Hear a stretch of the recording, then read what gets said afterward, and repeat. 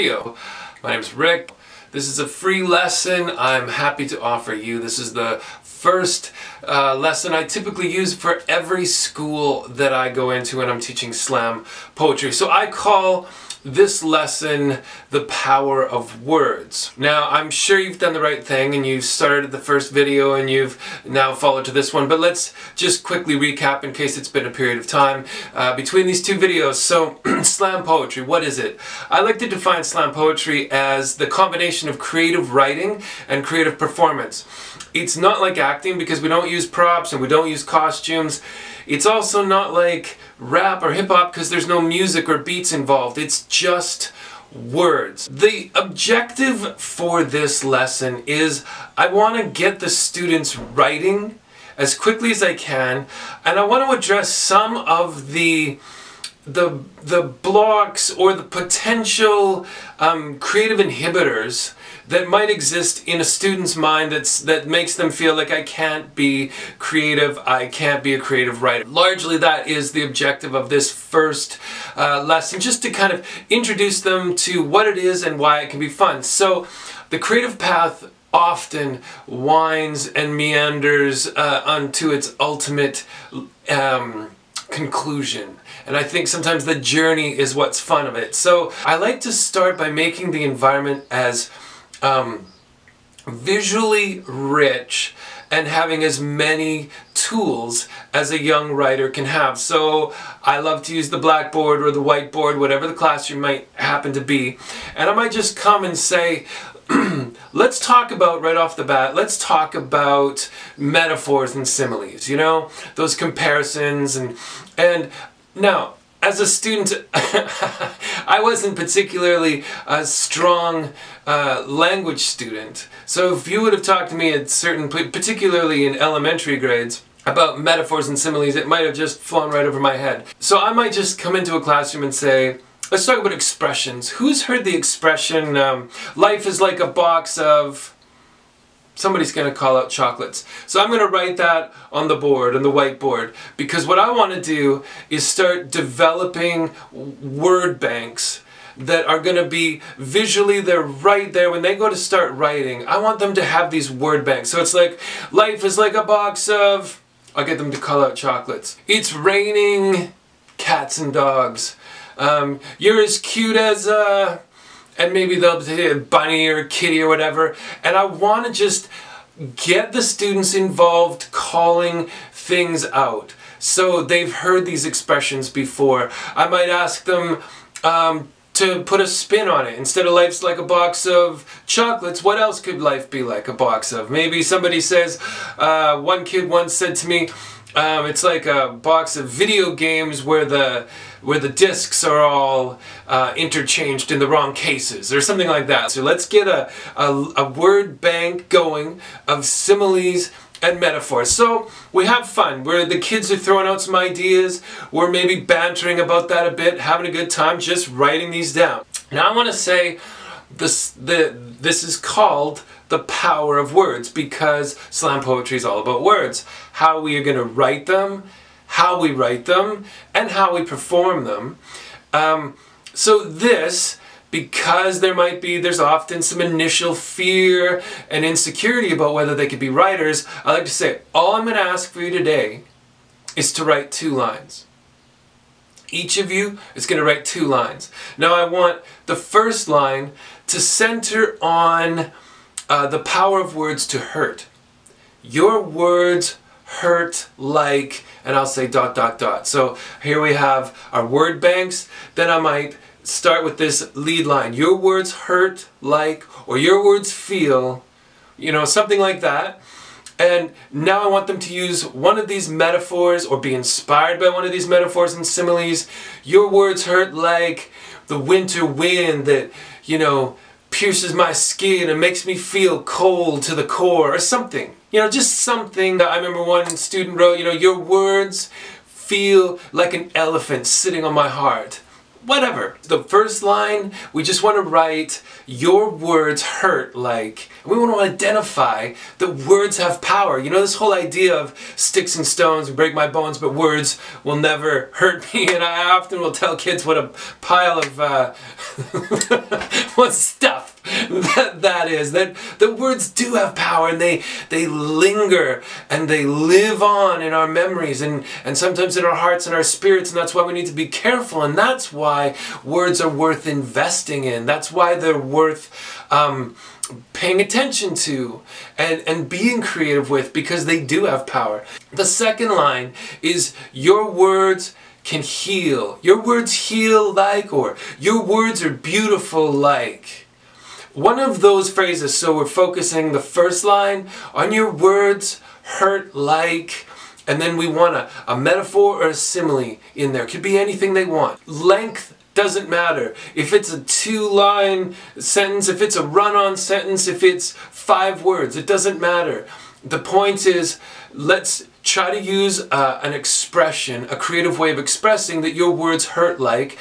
And let's do the same thing with your words are beautiful like, and that could be like a sunset. This is where some kids will be funny and they'll tap into their sense of humor. Some kids might be sarcastic. It's all good as long as they're writing. Now this is the objective of the power of words. We want them to start, I want to explain slam poetry and I want to explain what we're doing, but I also want them to be able to get involved and write as quickly as possible. So we set this out, words have power. We know this. People have said I love you, people have said I forgive you, people have said you're awesome, you're amazing at sports, or you're amazing at school, or whatever. We've felt the power of words to encourage us and build us up, and we've also had people say you're stupid, you're ugly, you're dumb, you're whatever. We've had words hurt us. So I want to get the kids to tap into that. I want the students to think, yeah, I've actually felt this. Now describe that in your own words in a cool way. And as soon as they've started writing, I say, I want you to write 2 lines, and then I want you to pass them in to me. Don't put your name on the paper or anything like that. This is the only lesson where anybody other than the poet will read their words. And I'll get into that in a little bit, but this one, I get them just pass them all in as quickly as it can happen. So I like that. I can explain this. It might take 5-10 minutes of debating and discussing and dialogue and back and forth to get some word banks going on the whiteboard. Then I say, okay, I want you to write. That might take 5 minutes. For some of them, they'll be done in a minute, in less. And I'm just like, pass them in when you get them. So I'm going to collect them all together. Now, I'm going to go to the whiteboard and I'm going to create a collective group or a class slam poem using their line. Now I'll say, look, if there's 20 or 30 kids in this class, students in this class, I'm not going to use everybody's line. I'm not just going to verbatim write them all out. I'm going to like read them out loud, and then I might just on the fly, I might just tweak them. Or I might just say, you know, your words like a sunset. You know, somebody might have written, your words are like a sunset. They're beautiful like a sunset. And I'll be like, what colors are in a sunset? Maybe somebody starts throwing out like orange, yellow, and red. Is there a way that we can incorporate some colors in here? I might get them to like throw that in. What else is all colorful like that? Oh, rainbows and Neapolitan ice cream and whatever they want to throw out. Maybe there's a way that, you know, we get the class to start throwing out, you know, an idea here or there, and I just kind of go with it. And here's the thing about this particular lesson. It is really about the process. I don't really care if I end up with an awesome slam poem at the end. To me, it's the process is the point. You know, as students are writing, and they're passing their piece of paper in, there's an anonymity factor that lets them be creative, that lets them put themselves out there in the safety of the anonymity so that nobody knows.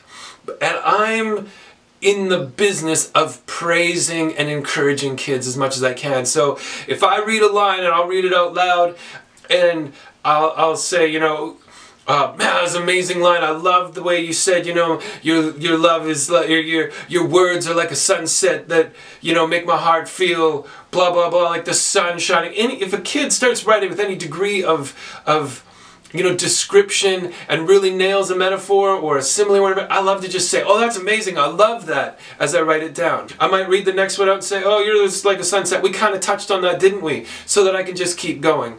And we'll start with your words are beautiful like, and then we'll have a section where it's like your words hurt like. And I'm just going to put this together on the whiteboard. Now what it always does is it lets students realize I can do this. My words, nobody else knows it was me, but Rick read my word out, and my lines out, and he said he really loved that line about the sunset, or the hockey game, or the whatever. He thought I was good. They see their words in the context of everybody else in the class. I get all of the lines up on the board, we put them together, and now I am going to slam them for the class, because somebody needs to take that first initial risk. And so it's going to be me. And if I'm not there, then it's going to be you, probably, as the teacher. What this is all about, this whole first lesson, I want the students to start writing and realize that they can. I want them to get their words out of their hearts or out of their mind onto the page, and then I want the page to get those words out into the room where everybody is so that we can all see them and hear them and realize my words, my ideas are just as good as anybody else's. That anonymity that gives them that opportunity to take that risk without sort of, really putting their name to it. I love that. This is all about the process. Yes, I can. We can do this. Anybody can do this. It's a great first lesson, it's a great first attempt, and it sets up the next lesson where they're going to write their own lines and perform them for themselves. Just keeping it manageable, writing a couple lines, putting it together. I've had classrooms where as I'm editing it, the class actually gets so excited and different ones start getting so interested that I've had times where the whole class is like gathered around me and around the whiteboard, and they're all calling out suggestions like, what if it was like, taupe? What if it was red and orange? What if it was... And they're throwing out these great ideas, and the idea of us working together, collectively celebrating our creativity, that is success. Happily give this lesson to you. If you have any questions, any comments, want any feedback at all, or any clarity, I'm as close as a phone call or email away. Please contact me. I'm happy to do that. I'd love to hear, how did it go? How did it, what happened? What was your success story? So thanks so much for watching. I look forward to seeing you in the next video.